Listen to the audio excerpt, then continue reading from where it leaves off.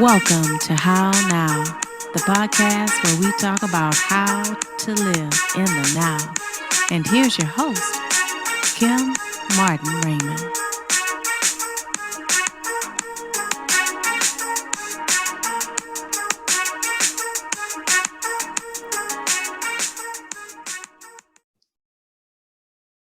Peace and blessings, love and light, and welcome to this edition of the How Now podcast, where we talk about how to live in the now.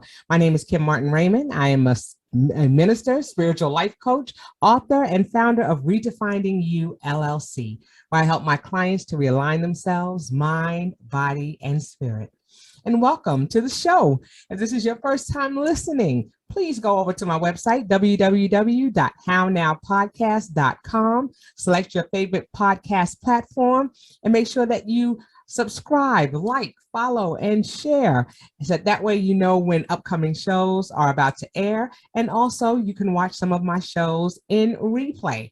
Then you can also click on the banner to go to the How Now YouTube channel, where you can check out the shows in replay there as well. And you can also make sure you hit that notification button so that you'll know when our shows are airing weekly. Again, that's www.hownowpodcast.com.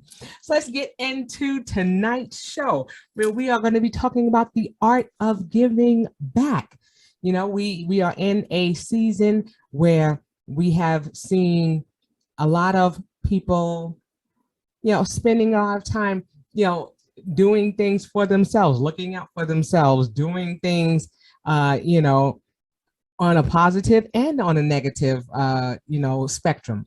And so, we want to talk about the positives and in being able to give back, not only to others, but also to ourselves.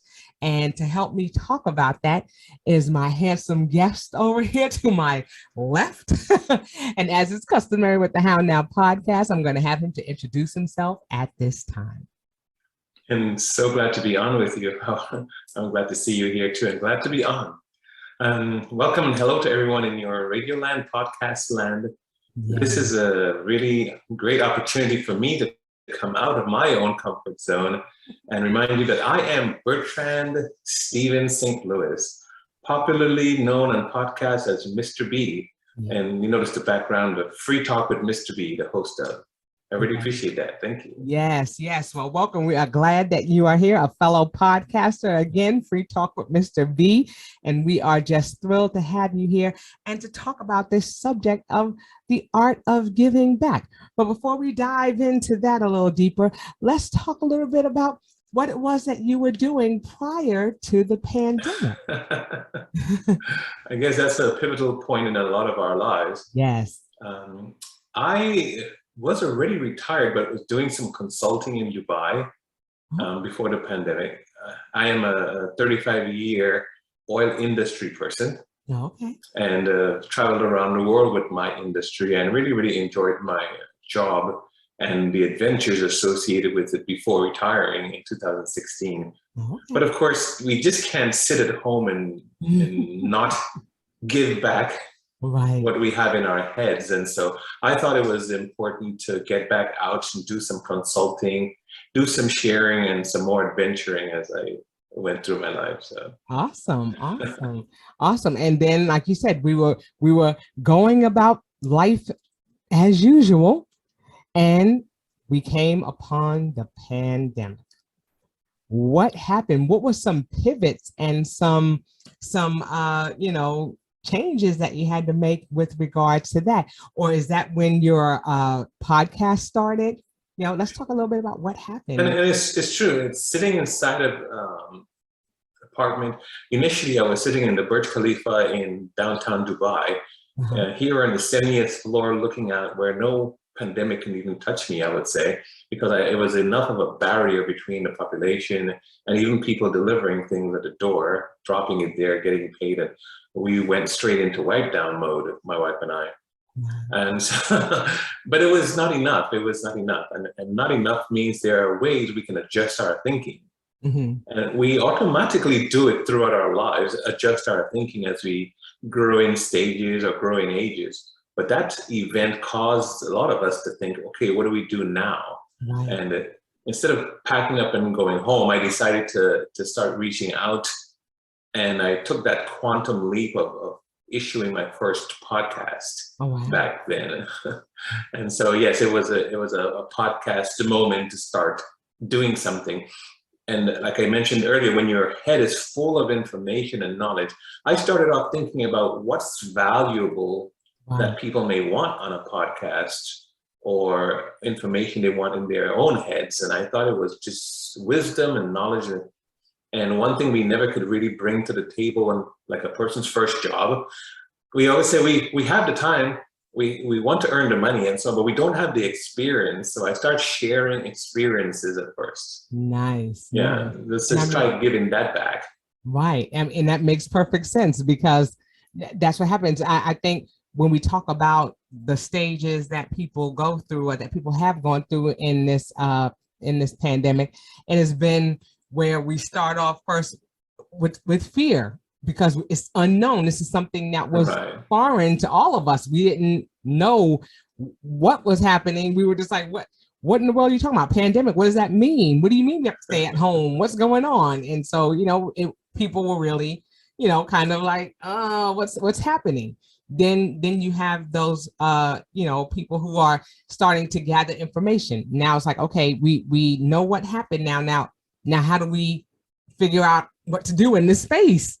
And so we start looking and start, fishing for information. We started looking at CDC. We started looking at the World Health Organization. We started looking at other places to try to get information to figure out, okay, what are we supposed to do, or what is something that we can do?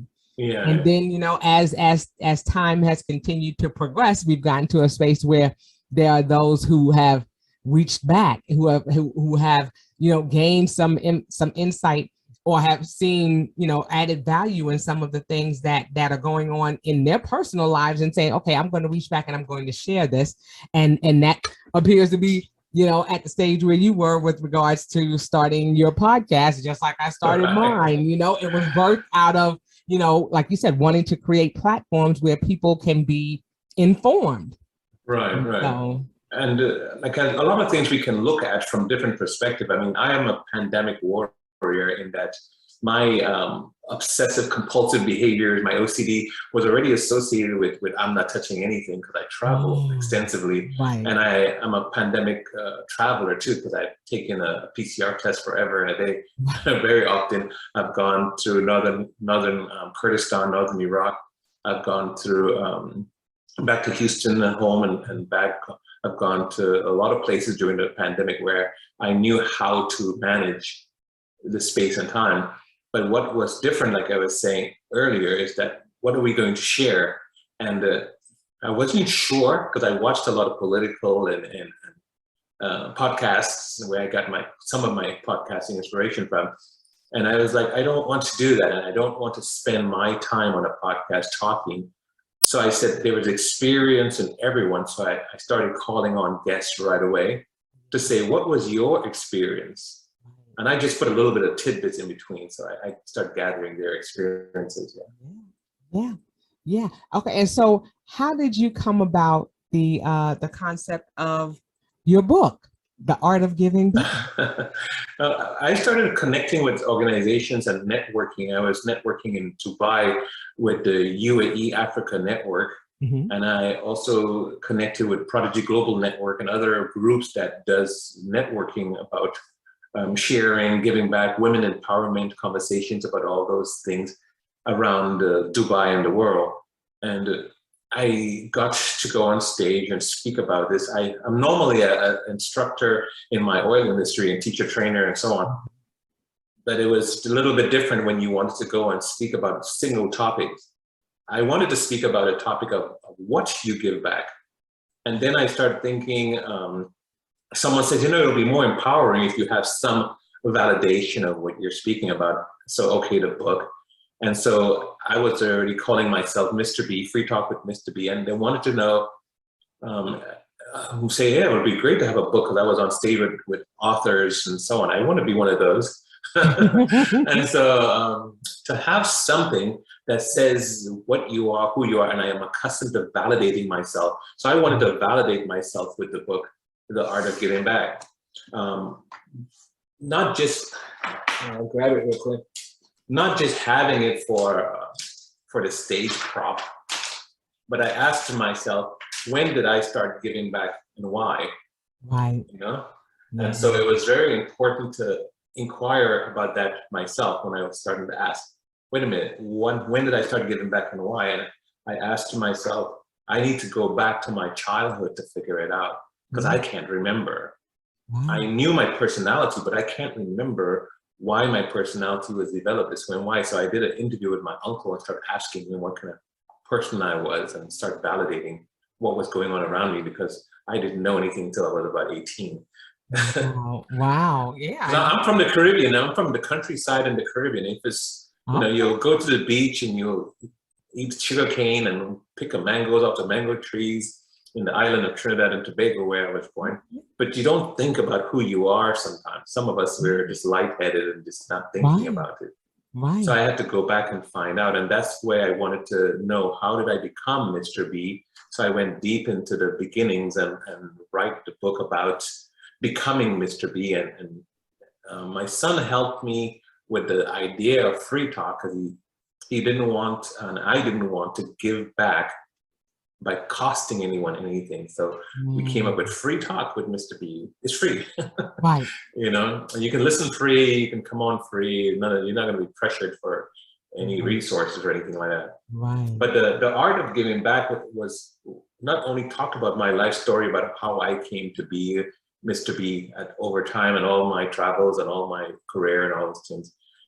Between every chapter, we put a nugget and we put lines so the reader could also write their thoughts. Yeah. And the nuggets were, what does it really mean to give back inside of the family, outside of the family, when you're small, as you're growing big, when you become an employee, when you are an employer, and different aspects of life, different facets of giving back.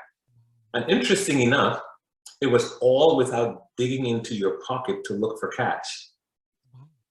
Because we thought that cash or money is like a fish.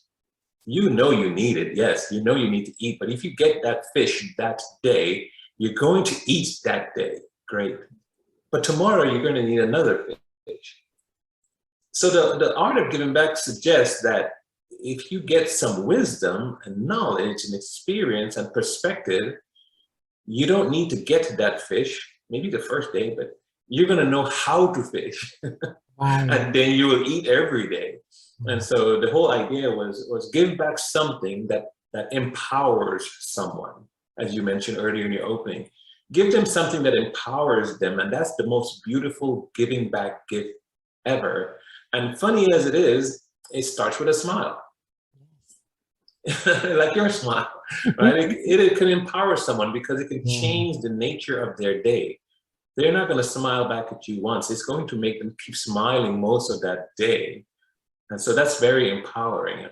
Then we mentioned about greetings. You know, we grew up with our parents who whip our butts if we didn't greet the neighbor. And so those things shouldn't go away. And the one I speak about the most that's physical, but yet becomes metaphorical, is door opening. In Dubai, there are many cultures, and like I think people forget to hold the door open for the next person coming through. Yeah. And so it gave me a thinking about the third facet was to talk about smiling, talk about greetings, but talk about holding the door open. And if someone is coming or not, double check and see to hold the door open. And metaphorically, we need to hold the door of life open, the door of opportunity open, the door of wisdom open, the door of knowledge open, and everything associated with giving back. Because somebody gave it to us at some point. None of us was born with anything. And someone gave it to us, so why not turn around and give it to someone? You know, those doors of opportunity. Yes, the door of going to the mall, or the door of the taxi, or the door of the building, hold it open, yes. Double check if anyone's coming so it doesn't hit them in the face, yes. But please double check for the door of opportunity so that you'll always give back something that's going to, and you don't know where it's going to impact you or your children or your grandchildren, but give something like that back.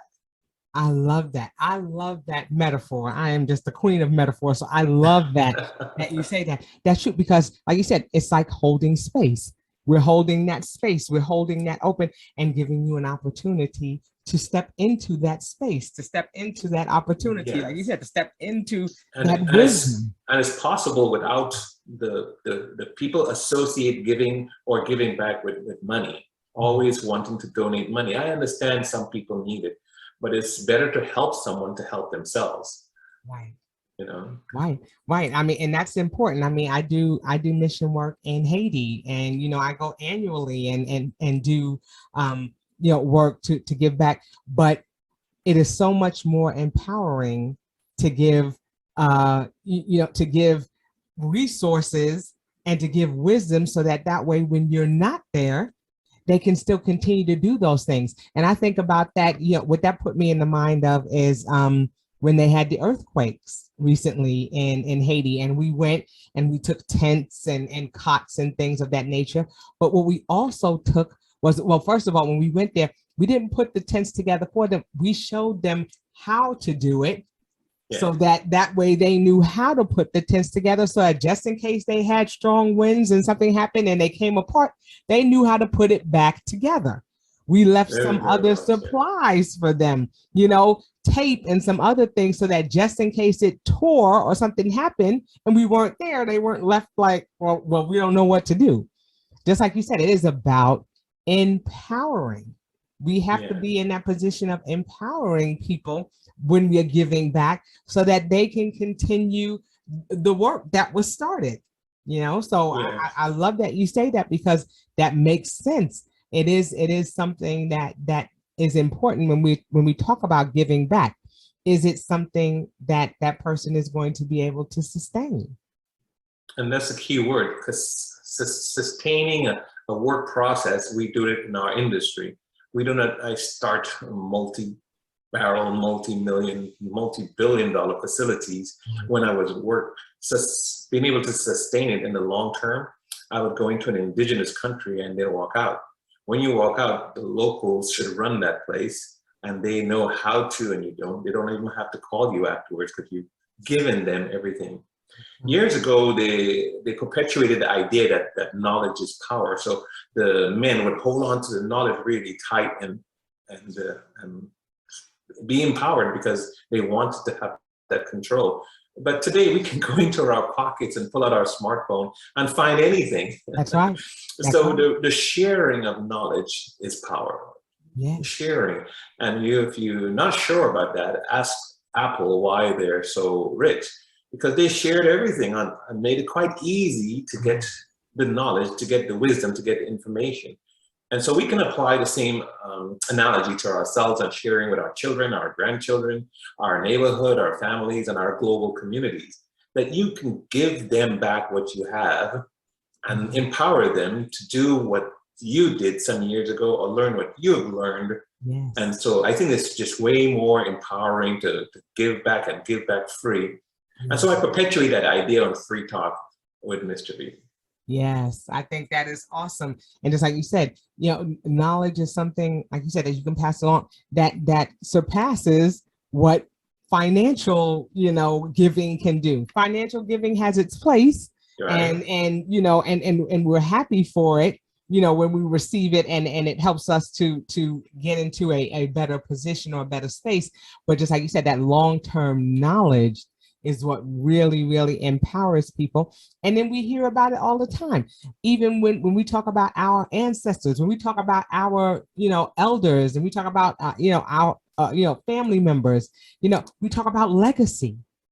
Everything is about legacy now, and you know, and creating mantles that our, you know, loved ones can come behind us and pick up that mantle and continue the work that we may have started, or expand on the knowledge, you know, based on the foundations that we've laid, you know, as elders. And that's a good point, because I have 2 sons and 2 grandsons.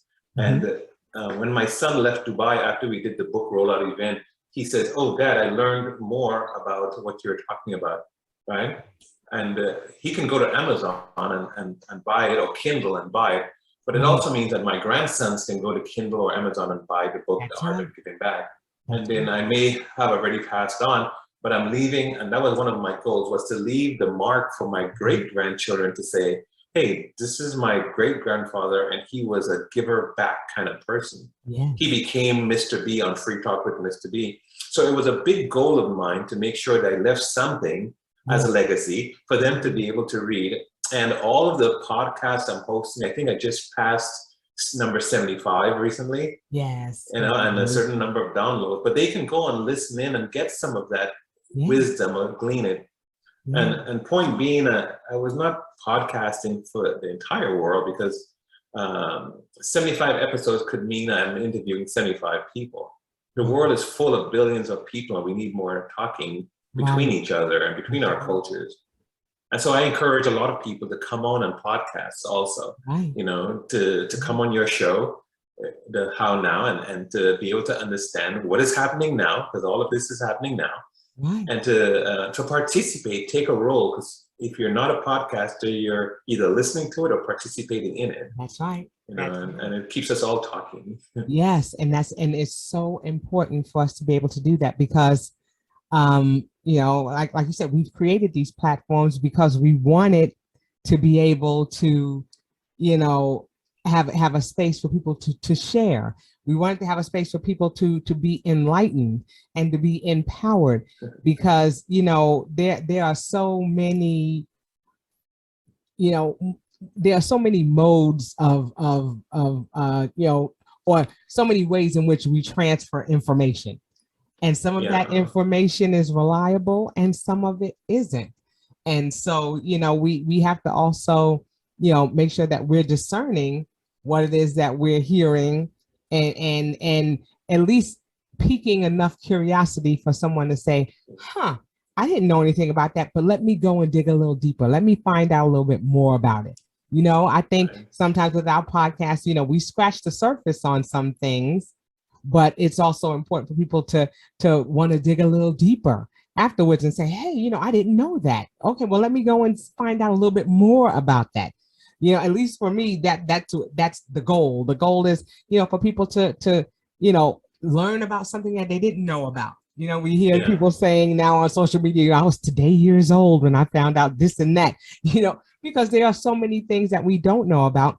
But once we start opening the door, as you say, and also, creating the dialogue, creating that free talk, that's going to empower us and educate us so that we can make informed decisions about our life. And I always bring up my age in some of these conversations, because like I spoke to the Arabic, a graduating class in the Arabic community, and I had a few minutes, and I told them that at 40, I couldn't tell them what I'm telling them now.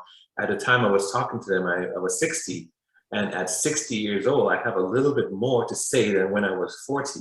And so I encourage people to come on at whatever age, because there's always something to glean from what they say. And to be able to glean one thing from a speaker, presenter, or a podcaster means you just enriched yourself one tidbit more. And so a little at a time is okay. At the same time, the person who is getting the big advantage is the one who's getting the joy from giving back.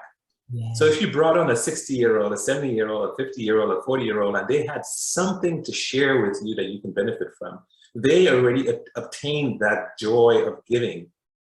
And that joy of giving enhances them, and it also benefits the listener. And so the beauty of it is there is an interchange of encouragement between podcasting, between listeners. And so we always encourage people to come on to How Now, to come on with Free Talk with Mr. B. I too am on all the podcast streaming services, on Apple, Google, Spotify, Stitcher. You can all do all those things. I'm not so much into analytics, but I'm looking for that one person who is going to benefit from one thing. And then I feel pleased that we're helping the world. That's it. I mean, that is what it's all about.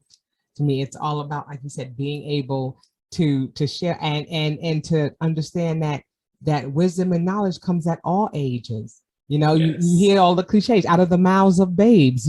Sometimes even, like I said, the smallest child. I have a 4-year-old grandbaby, and sometimes the things that she says, I'm just like, I had no idea, because we're taught sometimes. The Bible says that we are to be childlike in our thinking. So there are so many things that we can learn on so many different levels. And we all, what connects us is our shared experiences. But at the same time, there are always little variables that make those situations different. And that's where people glean different things from those experiences. We could have a similar experience, but this person experienced, this particular variable that you didn't, and it gave them a different perspective.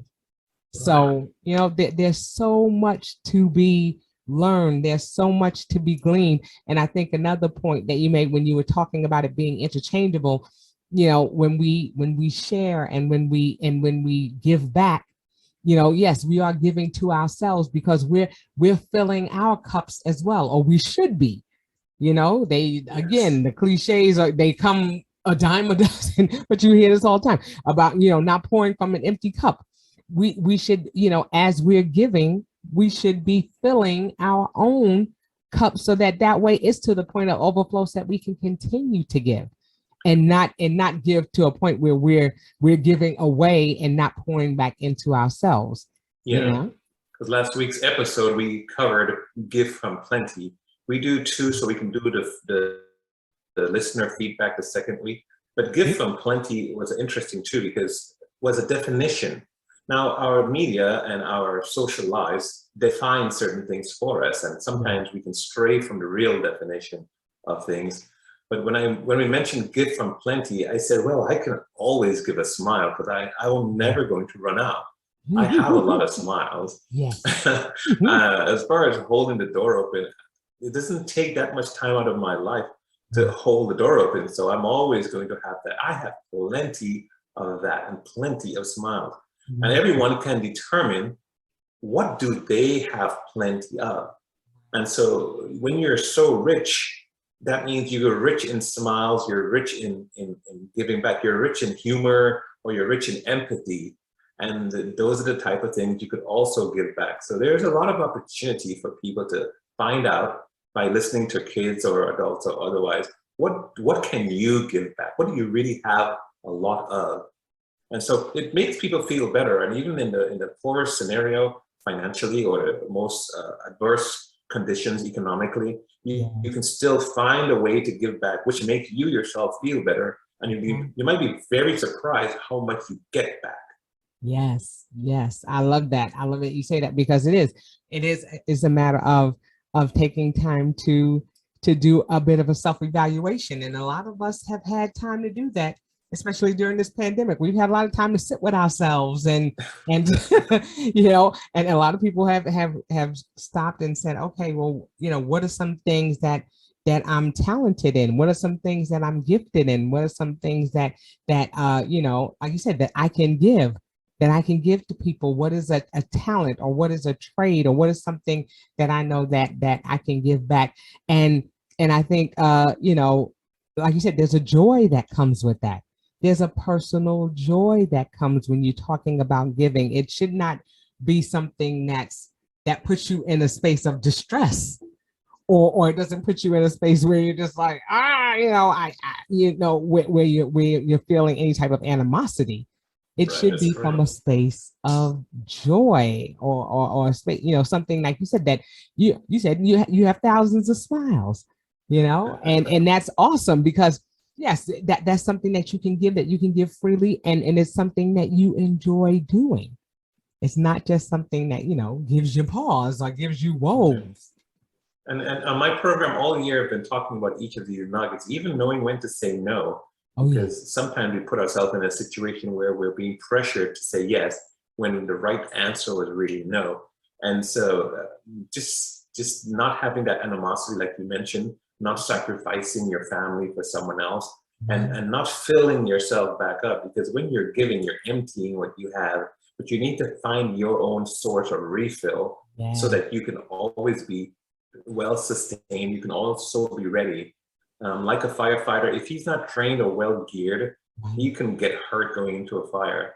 Like a lifeguard, if he's not swim training or breathing ready, he may not be able to save you. It can kill himself and you.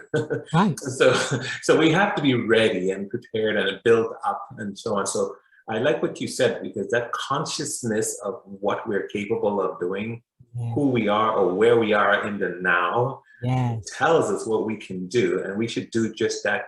Don't be pressured to try to do something that you're not capable of doing, because you can honestly say, no, I'm not capable of doing that at this time. And so that's being honest with yourself. And so what you can give is like a listening ear. What you can give is sympathy, empathy, and other type of things that you are full of. Yes. You know, and if I try to give you what I'm not full of, I will be hurting myself.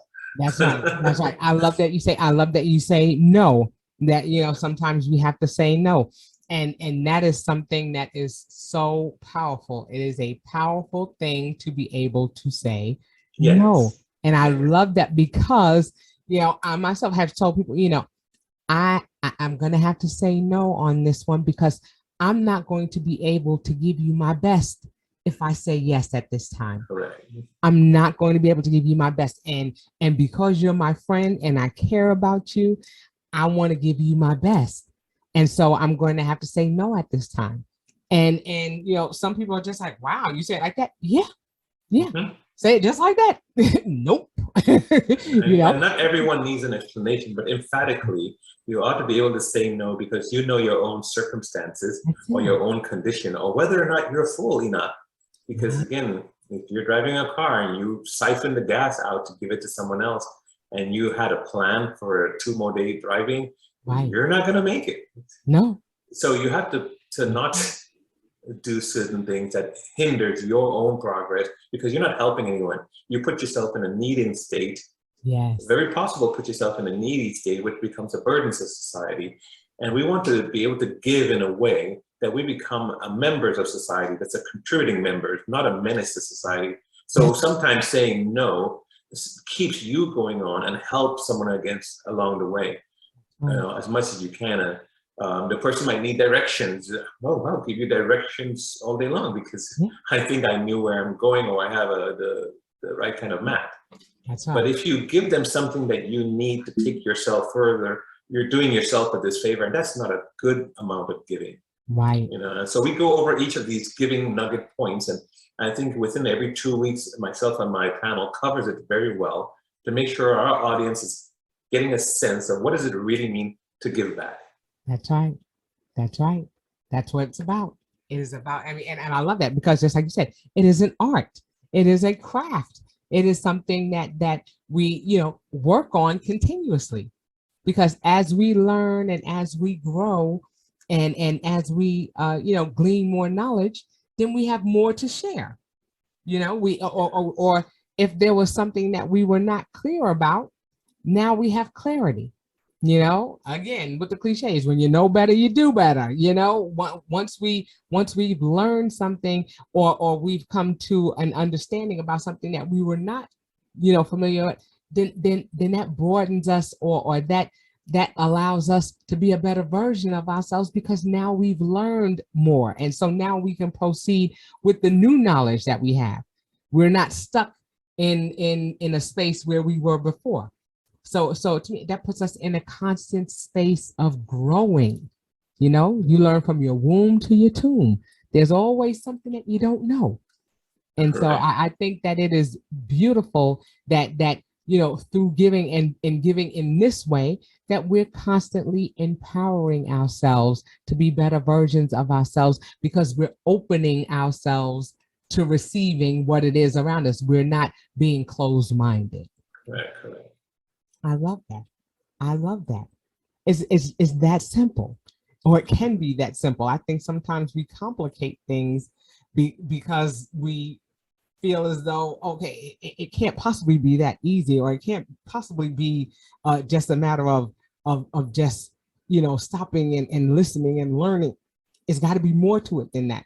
Yeah. Well, I mean, I was criticized at least once or twice for why am I so simple? And how come I'm only speaking about 3 things? And the person went to both or 2 different events I was at. And I said, in 10 to 15 minutes, I cannot I kind of help the person explore the extent to which I'm talking about. So I get them started on the first three things that get them to the key point. When you give back a smile, you're giving yourself a sense of confidence. You're putting yourself in a space where you believe in yourself because you have that much to smile. It doesn't mean that you're telling them where you're hurting. It doesn't mean that you're having a great time. It doesn't mean that life isn't complicated. It means you have enough empathy and enough energy and enough self-esteem left within you to give a smile. You gave something away. And it ricochets around the office, it ricochets around the world, if you see it that way. If you, I always remember the movie, the Eddie Murphy movie about, he came and said, "Good morning," you know, and the person could say something foul back to him. But the point is, a greeting is still very effective. We have around the world, I would go through an airport and the different forms of greeting, even if you didn't know how to say it, you can give a quick nod or a quick bow and you tell the person, "I believe in it." I from a greeting and a smile, I told a person an illustration that if you were coming down a set of stairs and someone was going up the stairs and either you smile at them or you pause at them or you give them a greeting, yes, you go about your daily life, but you do not know what the person is going upstairs to do. Maybe that moment you saved a life. Maybe they were going upstairs to jump and you just told them that they're important enough to be acknowledged. And then when you acknowledge another human being, you're telling them that, you know, you're okay and that you matter. And if you're okay and you matter, the person might feel better. And that's the power of the smile and the greeting. You know, and by the time you get to holding the door open, between the physical function and the metaphorical door openings in life, gosh, we can talk forever, right? The metaphorically, those things are opportunities of conversation that we can go on forever. So I keep it to the three things: smiling, give a greeting, and hold the door open. And that way I can take an audience from anywhere and I can expand as necessary. Or in this case, I can bring them to the book and see where these are nuggets of giving back. And those are the beginning. Whether you're home or outside of your home, those are the beginning of talking about giving back. Because you have to smile to yourself, smile to your family, your children. You have to give them a good morning. Even if you're sleeping in the same bed with someone, you should get up and say, "Good morning." Yes. You know, and definitely hold the door open at every opportunity you can. Yes. I think that is wonderful. Yeah. The one thing that I love about that smiling and greeting and acknowledging, that is something that's missing so much in society right now. You know, acknowledgement. People want to feel valued. You know, when they get up in the morning and they go about their day, some of us are going about our day with a sense of purpose. And so when someone acknowledges that, you know, and I just picked it up in Dubai. I picked it up in Dubai because they have so many different cultures there working and interchanging, interacting. And it's kind of like zombie land. And like, why do we have to be in silos with our own cultures? And why do we have to be zombies? And so I wanted people to say hello to each other. They were just not doing it because you have so many people from the local point of view, so many disparity between economic and so much cultural differences. And so it says, they felt safe not doing anything. And I was like, come on, man. Let's at least smile and say hello, and then you could move on. Yes, it is. It is all about acknowledgement. I think about, you know, I've lived in this neighborhood that I'm in for 25 years. And, you know, I wouldn't have the relationships that I have with people if I didn't say hello to my neighbors. How many people live in places for years and years, and it's not unless a tragedy happens and everybody steps outside that they start looking around and saying, "Hey, I don't know any of these people," and they're your own neighbors. Right. You don't know the people in your own community until something happens that causes you to have to rally together. Then you start introducing yourselves. Why should that be the case when, you know, when we're driving by in the car and that person's out there watering their lawn? How hard is it just to lift your head up and say, "Hey, good morning, how you doing?" and to give a smile or a nod? Yeah. You know? So it's very inspiring. That point exactly is inspiring because the world is a different place. It has become a different place. And there was a time in the past where it was easier to do that. But we have an opportunity to grow off of that single concept. You we have an opportunity to improve. And so I'm encouraging the more podcasters to come on and speak about, the now, speak about what's happening now and how we could become part of it, because we need to go back to where we know each other. Yeah. And even if you're preparing for that disaster, at least you can agree with your neighbors that you're going to have more Band-Aids while they have more crutches, while the other one has more water, while the other one has more of this, so we can help each other. That's so right. Do something. Something, and like you said, it's giving back from the smallest, from the small things such as a smile. It's like you said, to holding that door, to holding space, to creating platforms, to having conversations, to having free talk. All of these things are important in helping us to establish that art of giving back. Okay, so like I said, this has been a wonderful conversation. Like I said, those 3 basic things. Remember, smile. Remember, greet.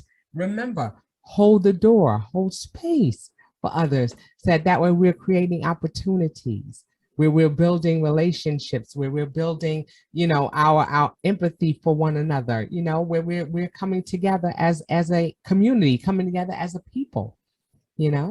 It's so important. Yes. So I thank you for that. And I thank you for that. So let's tell people how they can get in contact with you, how they can grab a copy of your book, how they can listen in on your podcast.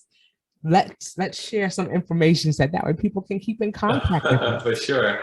I mean, I have some hard copies in Dubai, but right now in the US on Amazon, and the book is available on Amazon, and also the Kindle reader is available. It's called The Art of Giving Back by Becoming Mr. B, The Art of Giving Back by Bertrand St Louis. So it was such an honor to be on here and to have that. As far as podcasting, the platforms are very easy. They make it very easy. I'm so glad, because I work with one company and they spread it everywhere. Yes. But you can also subscribe to each of them, so you can get those notifications also.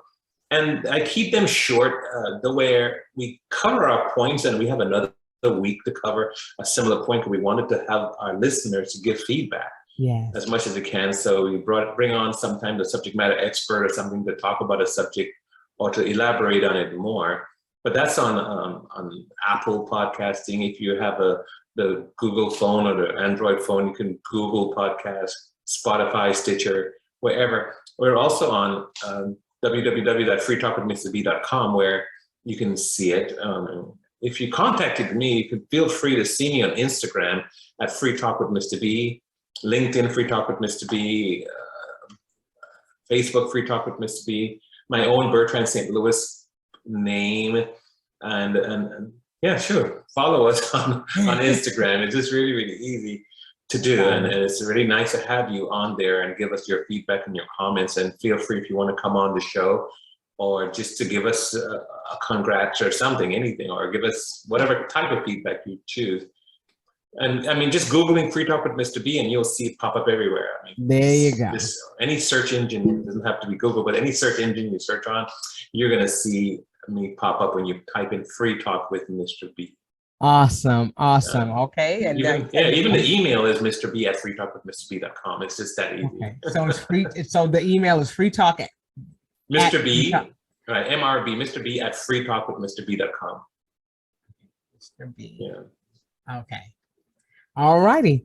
So they have a way of getting in contact with you, and we will definitely have that in the description of the show when it airs, so that you'll be able to connect with Mr. B and be able to check out his podcast. Okay. Now, as I do with all of my guests before we go, I ask them, how are you living in the now? What are you doing to navigate in this space that we're in right now? Right now, I'm currently retired. And the pandemic allows me to go to a few countries to do events. Most of the time it's women empowerment events, because my mother was a single mom, and I'm like the other day, Father's Day came along, and I asked all my followers to please repost, because my mother was a mother and father role. So Father's Day, I want to give her some credit too, because gosh, she was being mother and father, deserved double duty credit. Yeah. And so because of it, it prompts me to give back, and especially in the widow community, in the single mom community, a lot of times everything of these things happen for no fault of their own. And in a lot of countries, they're stigmatized. Wow. And so I'm promoting the idea of give them a break. Right. You know, don't stigmatize, help them by giving them back some kind of empowerment so they can go create their own life. Most single moms, they don't want handouts. They want an opportunity to help themselves and their children. Yes. Again, because you don't know what the circumstances are. And so in the now, it means that I'm going to keep perpetuating that idea by going to these type of events. And speaking on the podcasts, I also encourage people not to touch our little children. So I met two people in the Philippines recently, and they're already started last week podcasting with me. They'll have a series on that's talking about child sexual abuse and how to prevent. And I'm going to perpetuate that story. And I have other series coming on where looking for the balance in life. There's another one called You, Me, and I See. So I've been doing this almost 2 years now on mine. So I'm bringing on more people to have their own series under Free Talk with Mr. B so we can keep talking. So it's happening now. The show is now. Every Sunday so we get a new podcast on. So right now you can go benefit from whatever we have up. Awesome. That's happening now. And it's an interesting point because I think when you're retired, it means that company let you go with all of that wealth of knowledge and information. And it doesn't matter how old you are, give back. There are so many ways retirees can give back to the community and to young people without even leaving home sometimes. They can get online and join shows like these and give back their wisdom, knowledge, and experiences over so many years. Because I'm 60, and I get to 80. I hope I'll still be doing that if I get to 80. Absolutely. Absolutely. Well, one place you can always come back and visit is the How Now podcast. We're always happy to have you because what's happening right now may not be what's happening a month or two or weeks from now or days from now. Right. So there's always an opportunity to come back and to share and to continue to expand on that knowledge. So I think it's wonderful. You also speak about, retirees and the importance of them being able to share, because some of them are like they've worked their entire lives and now it's like, okay, what do I do now? You share. Yes, that question is out there. It's not perpetuated, but when you share your experiences, you may not even imagine that there's people who want to hear it, and some companies pay a lot for that. But if you didn't feel like selling it, then give it away, give it back. And get on some of the shows and tell people, what did you do? What were you doing? How did you get from that point A to point B? What you left behind in your job and how someone else can benefit from it. That's it. Okay, well, look, I usually ask for parting words, but you just gave some powerful nuggets right there at the very end. Thank you. So I thank you so much for joining us, Mr. B. I thank you so much for sharing your wisdom, your nuggets, for sharing how people can, give back and give back effectively and give back, joyfully. It's something that's important. It's something that's necessary for us to continue to build and to grow and to, become stronger and better versions of ourselves. So again, thank you so much. I wish you well on your show and all that you continue to do moving forward. It has been a pleasure. And totally my pleasure. Thank you for having me on. Awesome. And that will do it for this edition of the How Now podcast, where we talk about how to live in the now. And until we see you the next time, I say peace.